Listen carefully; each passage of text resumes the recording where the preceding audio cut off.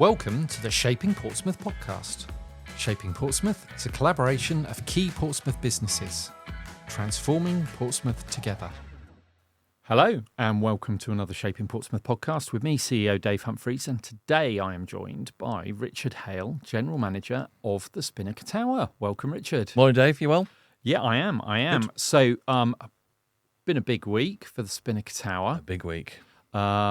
20th anniversary, so happy birthday to you. Thank you and very much. All of the team, Mm-hmm. and obviously the tower itself.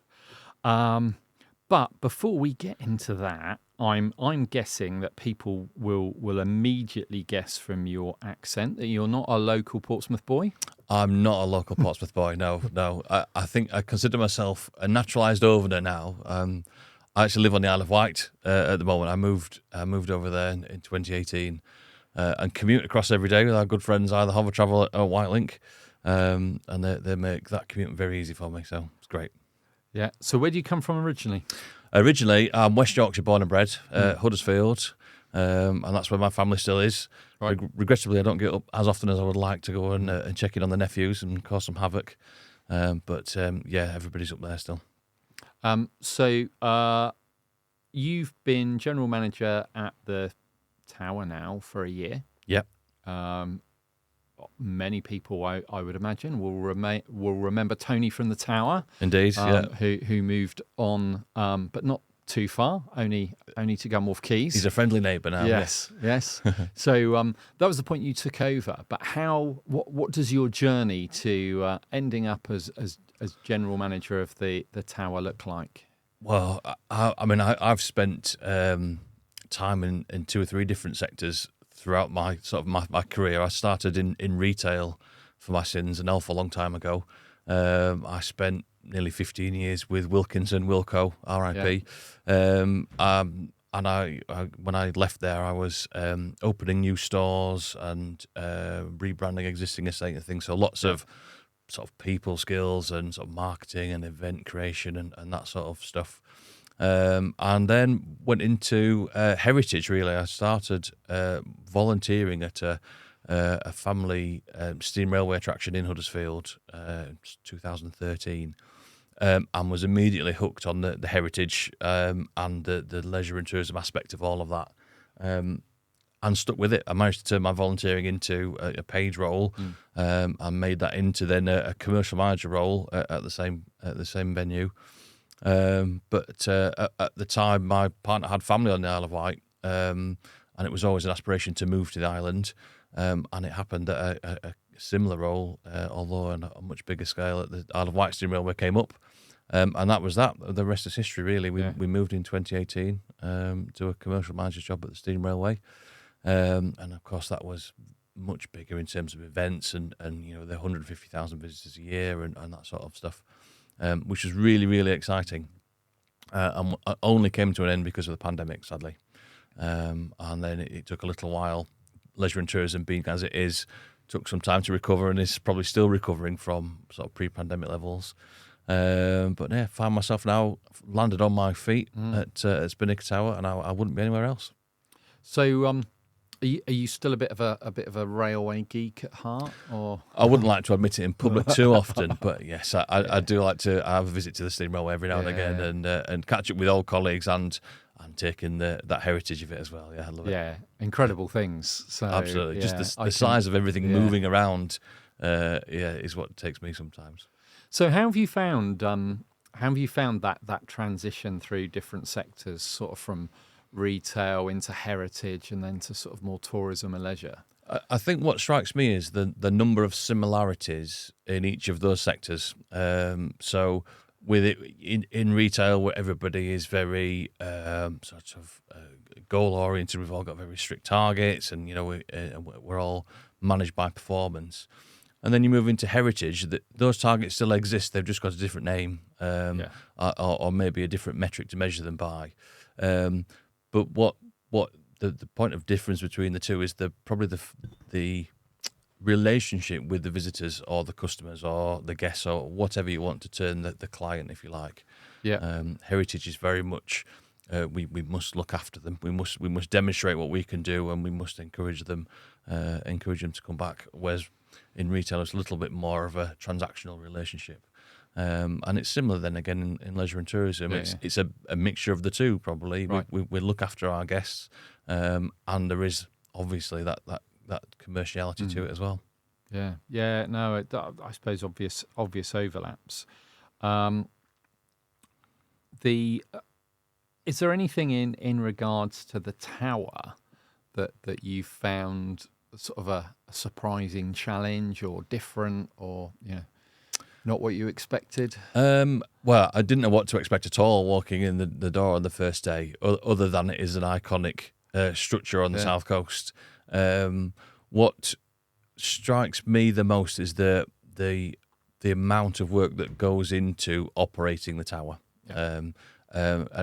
Because of its unique structure, there is one lift that goes top to bottom. So logistically, events or different aspects of the day have to work in a very specific order. So there's a huge amount of planning goes into how do we create an exhibition, how do we put an event on for an organisation that allows them to express what they would like to do, but at the same time, how do we make that work around the logistics of the tower? So it's that for me that is the most unique part of it. Yeah, and I guess especially on a day-to-day basis, you've got some quite unique sort of moving parts involved in there. I mean, I suppose the reliance on the lift as a moving part being a big one, but it's not just people going up to look out from the viewing decks. It's the restaurant on the ground floor, the shop, the whole visitor experience. Then there's the cleaning and the maintenance. I'm guessing managing abseiling teams is probably a bit of a new one for you. Yes, that's something I've never managed before. Yeah, you're absolutely right. And actually, managing they're a great team. So managing them is relatively straightforward. It's managing them with the weather, and then with the task, or just organising a window clean for a special event, for example, can be logistically tricky. If the wind's gusting, we're not going outside to clean the windows. And is that your own team that are doing that, or do you? It's a team we work closely with. We collaborate with Mountjoy and Portsmouth City Council. So it's sort of a tripartite agreement and what work occurs when and the schedule that's laid out. But we've got quite a good relationship, a very open relationship. So when a request comes in, we can talk about it quite openly. Yeah. That's interesting stuff. And then, of course, on the abseiling side, you've got people doing that as an experience. As an experience, yeah. So that's a different team of people. Yeah. We have a third party that come in that are skilled in that area for us. Hat Adventures work alongside us for that one, with some of our team members on the guest services side of things. And we've seen in the 20 years 50,000 people abseil down the side of the tower, and we know that's raised over £1 million for good causes, and a lot of that money has stayed in the city as well. It was very interesting to see the list of local charities that have benefited from that, which is just extraordinary, really. That people will go to those lengths. Yeah, last year we were asked if I'd be willing to abseil down for Solent Mind, and the beauty of being CEO is I can delegate these tasks. Absolutely. So Steph abseiled for Solent Mind. I'm becoming under more and more pressure to have a go next year. Yeah. But I think you're right. As general manager, I think it's within my gift to delegate that one as well. I think you're right. Definitely.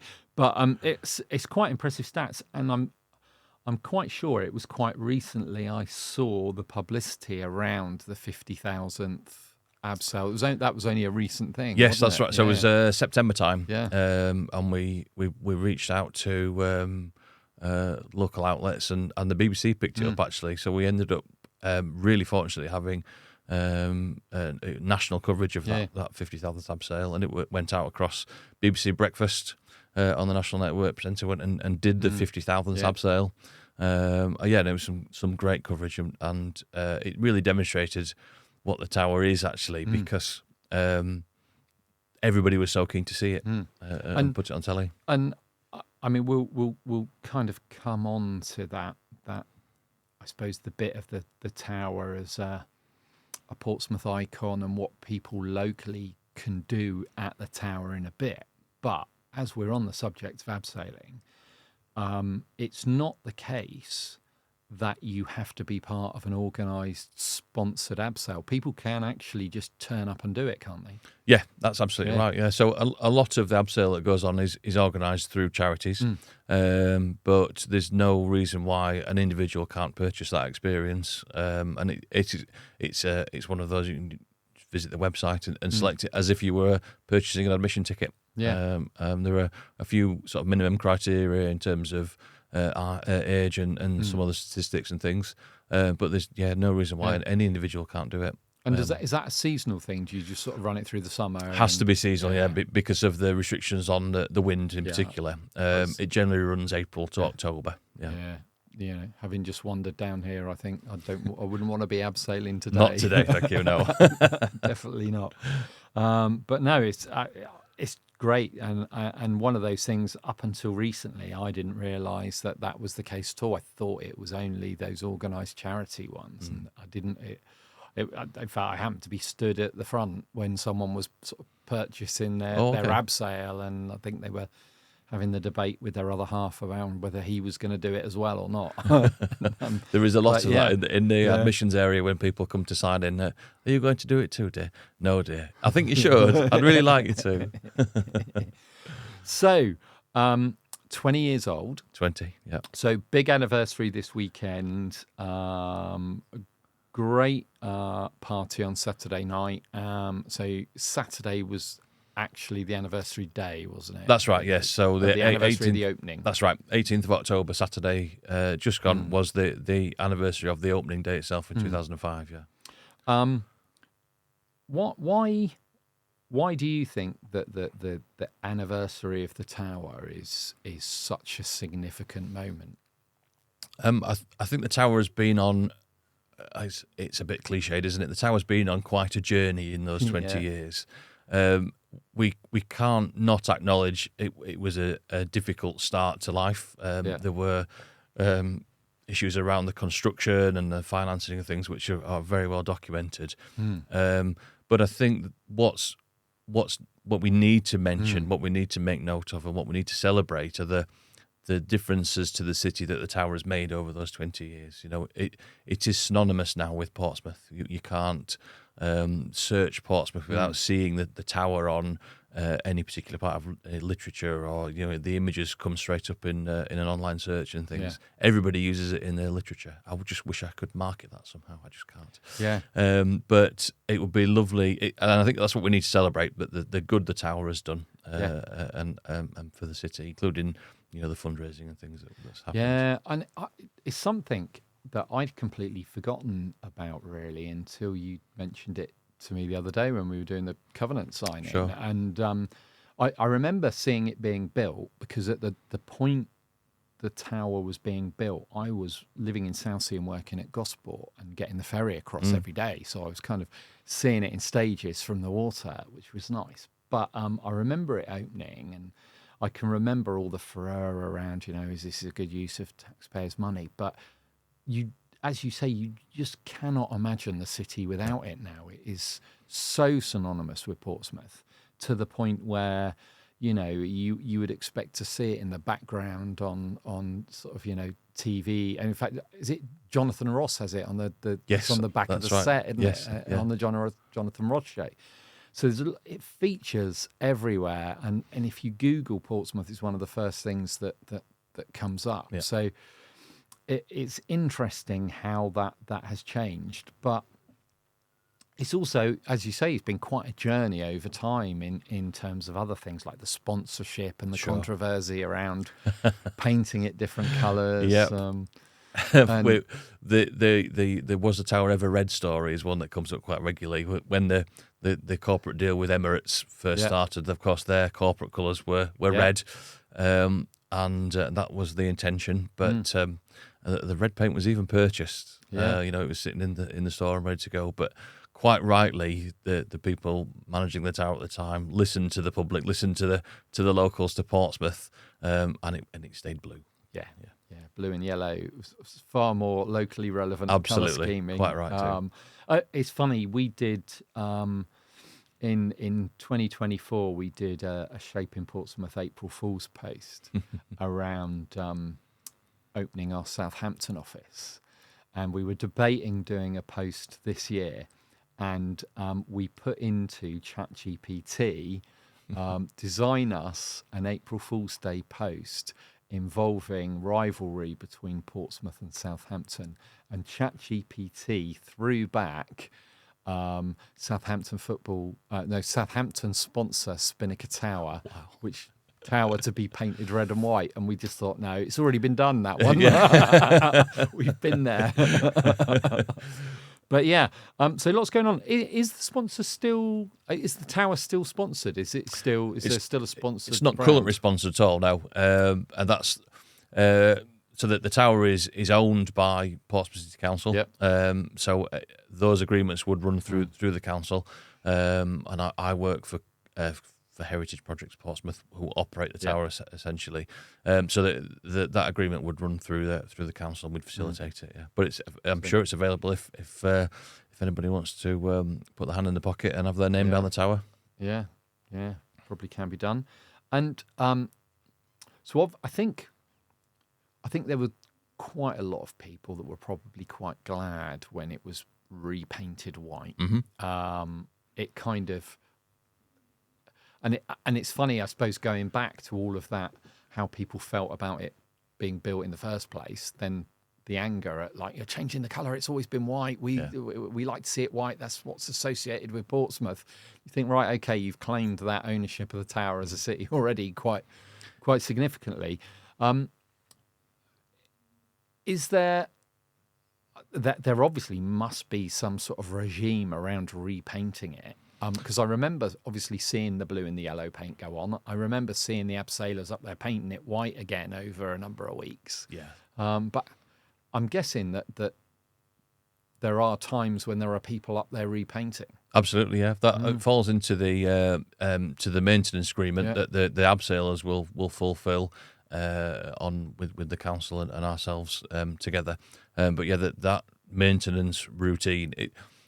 The cliche is a little bit like painting the fourth bridge, isn't it? You start at the top, and by the time you get to the bottom, you've got to start again. And that's generally how it works, whether that be with the painting of the building or the maintenance of the ribs and the structure around it and so on. But yeah, it's a huge piece of work just to keep on top of that maintenance side of things. Yeah.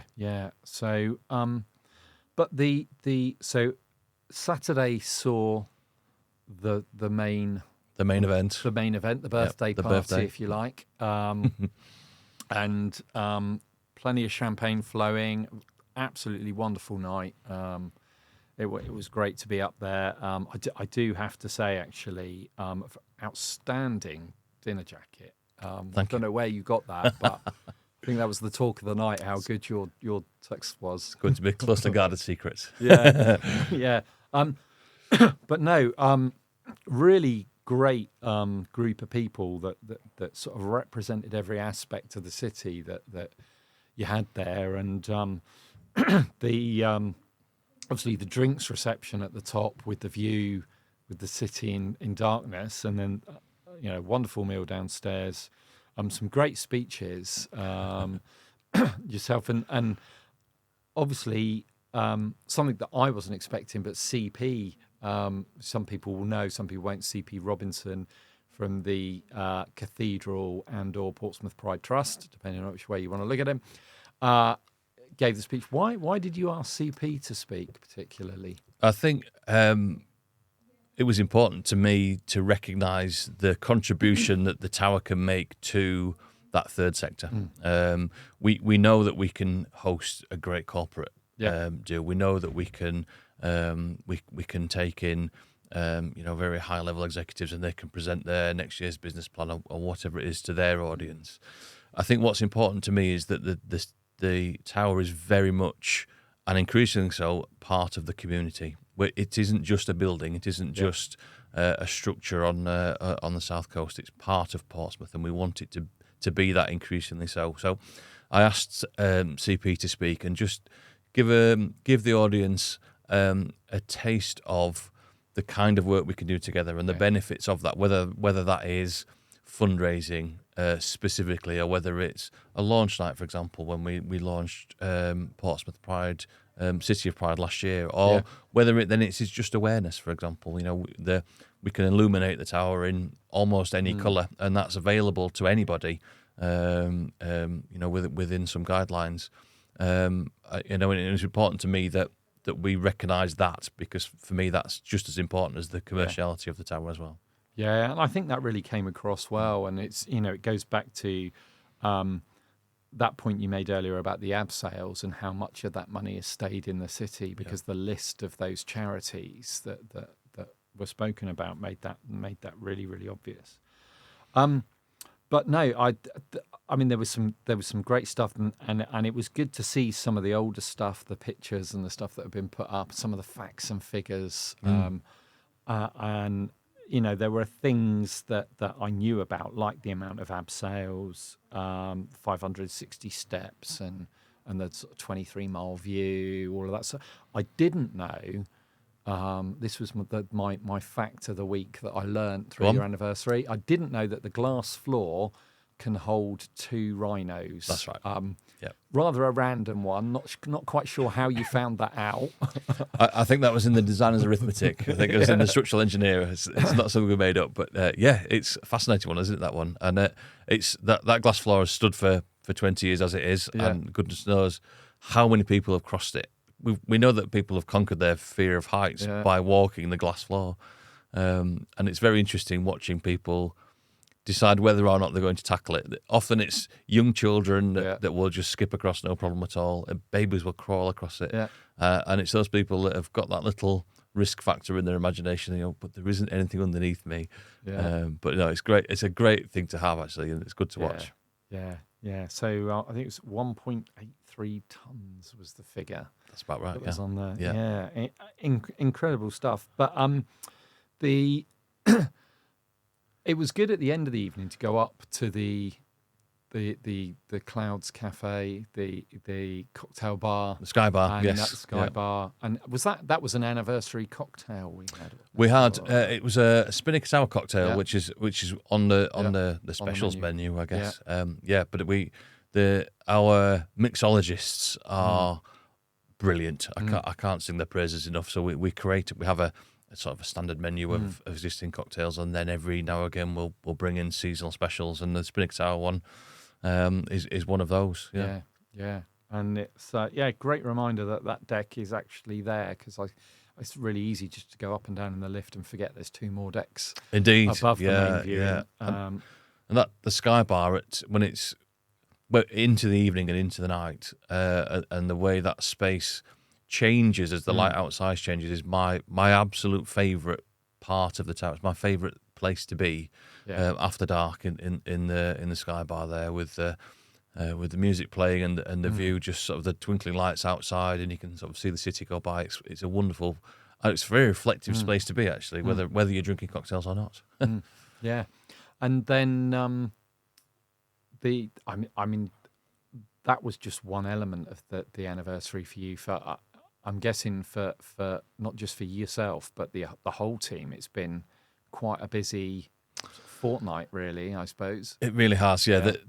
The party on Saturday night was probably the icing on the cake, if you like. But what was more important to all of us was what we could do for our guests, for our visitors, to help us celebrate. So we worked with Portsmouth City News, asking people to share their memories of the tower.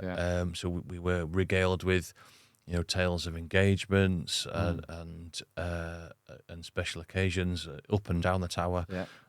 We were sent hundreds of photos that we'd never seen before of the tower from different perspectives, which has been really, really lovely to see. And then we ran a very simple price promotion over the weekend. So we went back to 2005 admission prices, and we saw just under 2,500 people visit over those 3 days, Friday to Sunday, for the anniversary.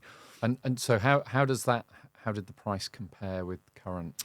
So our existing admission all-day ticket is $18.50 for an adult, and over the weekend it was $5.95.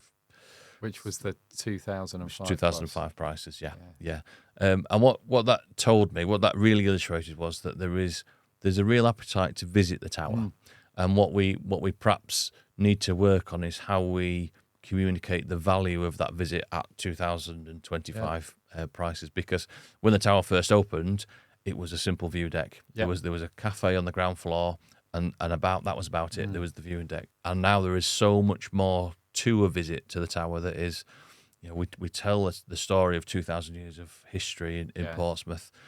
From the moment you step through the door with a pre-show animation, a film that sort of starts telling the tale, and then as you rise to the view deck, there is all the view is interpreted in front of you that tells the tale of those years of history.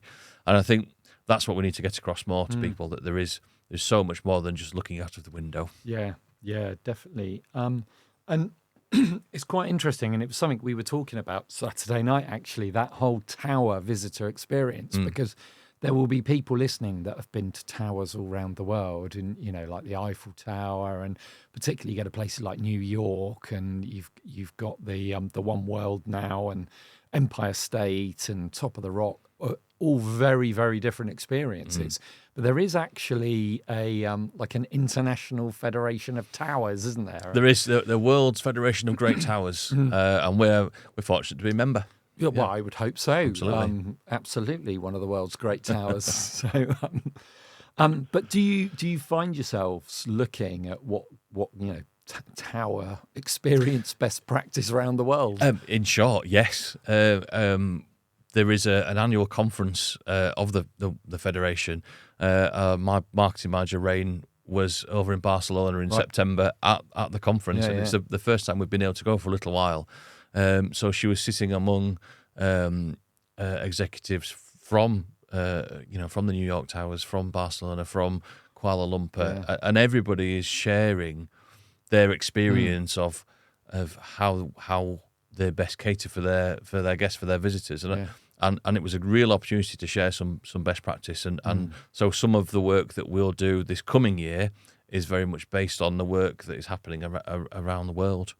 In terms of that view interpretation and visitor experience and things like that.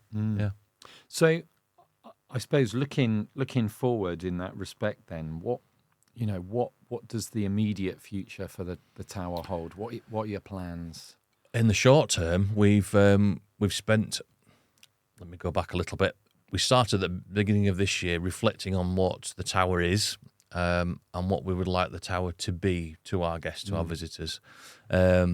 And we've decided on a new direction for the brand, and that will be hopefully just the other side of Christmas. We'll start to see the creative that's come from that. So new colours, new campaigns, new logo, and that sort of stuff.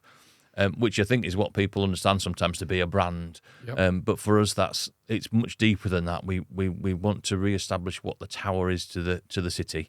So we want to make sure people understand that the tower is an experience, but it's also a reflective space. It's also an event space. It's also somewhere you can spend a good part of your time if you wish to.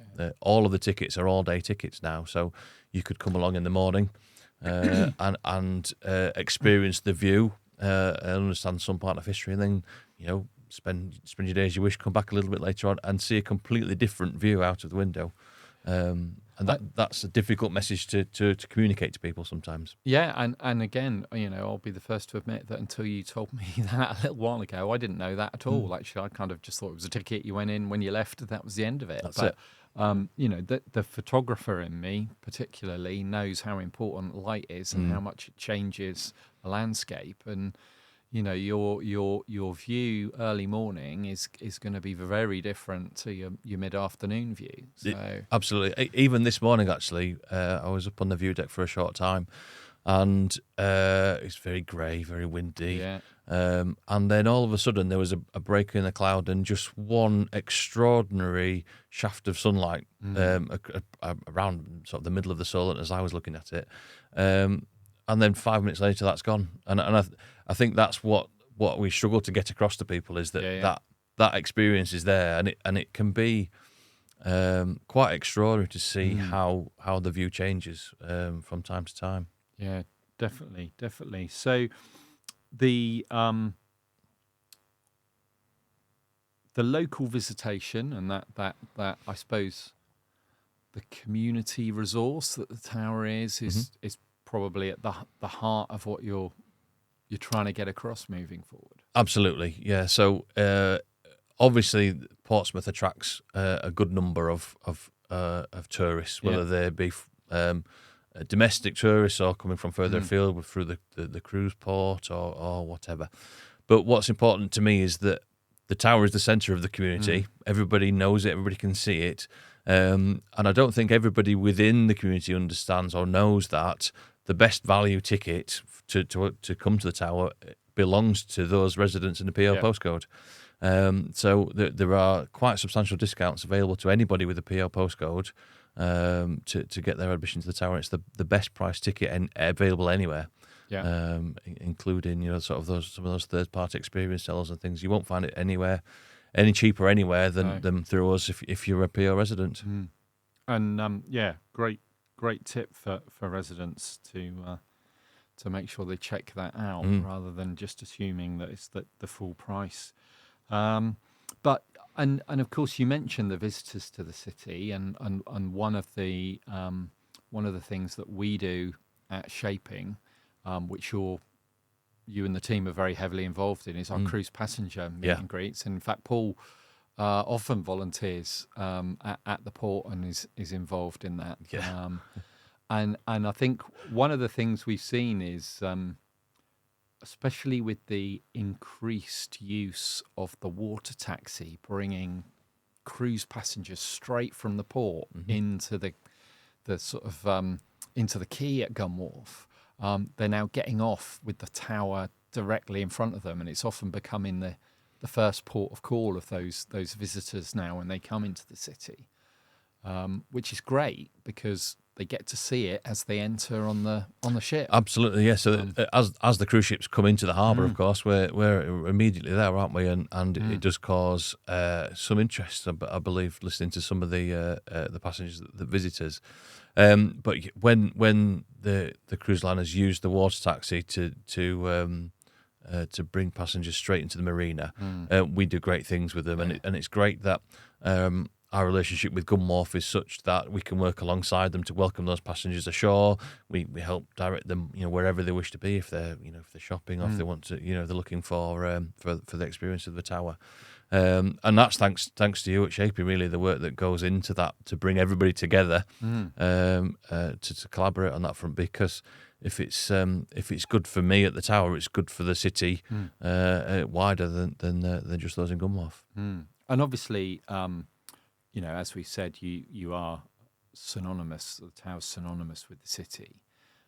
So having you as a Shaping patron is great because of that. You're also quite synonymous with Gunwharf, I guess, as well. And there may be many people that don't realise that you don't actually belong to Gunwharf as such. You're not owned by Landsec, who own and operate Gunwharf. But it is great to have you as part of the Shaping Portsmouth community, working on some of the things that we're really passionate about. You've already mentioned the Pride launch last year and the involvement of the tower in that UK Pride piece. You obviously spoken about all of the sort of community fundraising and the abseiling stuff. But through Shaping Portsmouth, you're involved in quite a lot as well. And one of the big ones this year will be the Shape by Solent programme. Absolutely, yeah. And obviously, I don't know whether we've formally announced it publicly anywhere yet or not. But plenty of people do know that this year's brief is to make a product for the centenary.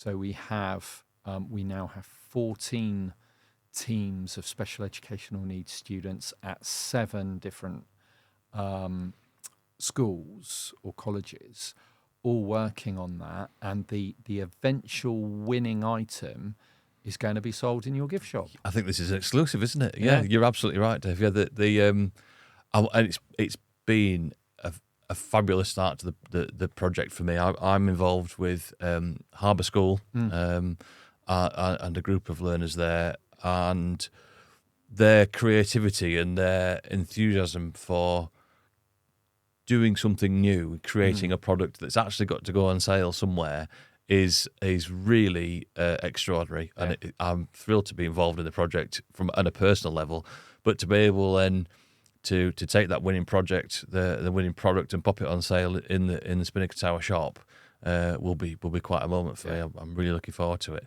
Yeah. I mean, I don't want to put any of the other competitors, is that the right word? Any of the other schools and colleges off, perhaps, but the product we've got coming out of Harbour School is going to blow everybody out of the water. So I'm very confident. Yeah. So what I didn't realise, and we knew how we wanted to grow the programme. We knew that to make that work across other establishments in the city, we would have to bring in some more mentors from our business community. I didn't quite anticipate how much rivalry. It's friendly rivalry at the moment. Would generate. Competition is getting fierce, definitely. So that will be, as always, a big highlight of the conference in January, and it will be good to have you on stage then when we do that. Absolutely, I wouldn't miss it. Introduce that. We could talk about the tower for hours. There is just so much to it. The opportunities, especially for that, for the Portsmouth community to engage and make more use of the tower themselves, and other things that you've already alluded to, like the lights being available, and in fact, is there a schedule of how the tower's going to be lit up anywhere? So the default lighting is Pompey blue, so that's what you'll see most evenings. But the illumination is available for individuals to book, for charities to book, and all that information is on the website. There is a quite a hefty discount for charitable organisations to light up. And there's a few guidelines that we've got to work within alongside Portsmouth City Council and so on. But generally speaking, the tower illumination is available to raise awareness of good causes. There's certainly lots of those sort of what I would call social media days, but sort of special occasion days where you switch the tower to different lighting schemes. Absolutely. And we had, for example, the Baton of Hope, where it was in the city, wasn't it, very recently? And so the tower was lit to mark the day and to raise awareness of the cause, and that's possible for many different causes. Yeah. And people may not realise that is accessible to them. They can book it. You even do gender reveals. Gender reveals. Baby gender reveals. So I think we've done about 30 in the last sort of 12 months or so. And what's really lovely at the gender reveals, if you're anywhere near the tower when one goes through, it's quite dynamic. The lights are sort of do a bit of a show and flashing things, and then there's that pregnant pause, pun intended, and then the tower will light up. Related to the gender, and then wherever you are, there is always a cheer. Yeah. You can hear it around the tower wherever people are celebrating. There's always those screams and cheers when the final gender is revealed. It's a lovely thing to do. Brilliant. But obviously, on top of that, the other one we've mentioned is Clouds Cafe. That's available, as is the viewing deck. It's all event space that people can hire, isn't it? Yeah, and it's a great space to use actually. So. We talked about the logistics being difficult earlier, in that there is one lift to move product and people and equipment up and down, but the space is very flexible. So if people are looking for event space, the view decks can be a stunning place to meet people, and then Clouds Cafe or Sky Bar, however you wish it to be, is a slightly smaller space, more intimate. but really high quality as well. So so the tower as a whole or individual spaces are able to. Yeah. We certainly did our partners networking there last year downstairs, and whilst people might think of that as the cafeteria by day, by night that can be completely different. And we had it as a sort of open plan space, but as we saw on Saturday, formal dining. Absolutely fantastic. It's such a versatile building. Indeed, that's the space downstairs. Yeah, as you say, formal dining Saturday. It can be a ballroom dance floor if you wish it to be. It can be a conference space. We had just under 300 people in there for a conference style in the summer. We can do almost anything you would like to do with it. Yeah. Amazing, really good stuff. So, we always like to finish our podcasts with a bit of a recommendation or a top tip from our guest of somewhere to go or something to do in Portsmouth. Okay. Now, obviously, the obvious one for you would be the Spinnaker Tower, so I'm not going to let you have that. Okay, that seems fair. We're going to bar you from that one, as we've spoken about it enough. But is there somewhere you like to go, something you like to do in Portsmouth? So, yes, for me, not being a resident of Portsmouth and commuting in every day, what I've found about Portsmouth is the amount of collaboration between businesses and sectors is on a different level to anywhere else I've ever worked. It's absolutely extraordinary. But what's beneath all of that is the history of Portsmouth, and I think perhaps it all leads down that avenue. So, what I really enjoy doing is to walk out of the tower and walk through Old Portsmouth, and I head sort of towards the seawall and Hot Walls.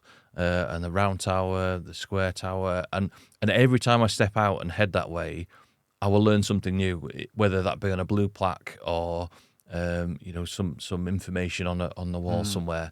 And for me, that's what's great about Portsmouth is the richness of the perhaps the 2,000 years of history, and I think that would be my recommendation. If you do nothing else, walk along explore Old Portsmouth and see what the city's founded on.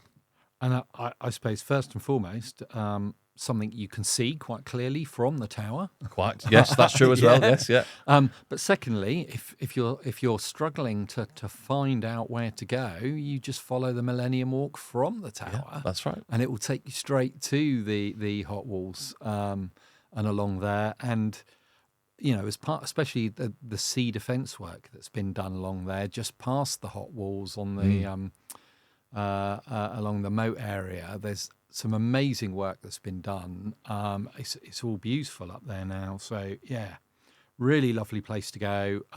Tons of history in Old Portsmouth. Some of our historian ambassadors, Portsmouth ambassadors, operate their walking tours in that area, and I think every time I talk to them, I'd learn something new about Old Portsmouth. Exactly, I didn't know. Yeah, so much. Such an interesting place. Really good shout. Like, do like that one. Look, it's an absolute pleasure chatting to you, Richard. Again, happy birthday to you and all the team. And I think it was great to see everyone Saturday, and particularly some of those staff members that you had there that have been there since the very opening, right at the very beginning. That been there for the full 20 years. So yeah, really special occasion for those staff members, I'm sure. But for anyone listening that hasn't been up the tower recently or indeed at all, because there are still local people that say, "Oh yeah, I've never been up there." Absolutely, yeah. It is the cheapest price is for those PO residents. Get your ticket, get up there, and much like I always say with the historic quarter and the historic dockyard, if you really want good value, buy an annual pass. That's right. Even cheaper still. Even cheaper still. And you can go up all year as much as you like. You can. 40 quid is an annual pass. Yeah. And an actual annual pass will get you a discount in the retail shop and the cafe as well. Yeah. So even better value. Yeah, definitely. Been a pleasure talking to you. Thank you, Dave. Thanks for coming in. Not at all. My pleasure. This podcast was brought to you by Shaping Portsmouth, working to make Portsmouth the #1 UK city in which to invest, live, learn, work and visit. To find out more, please visit shapingportsmouth.co.uk. This podcast was supported by Spark Community Space. and Portsmouth Community Lottery.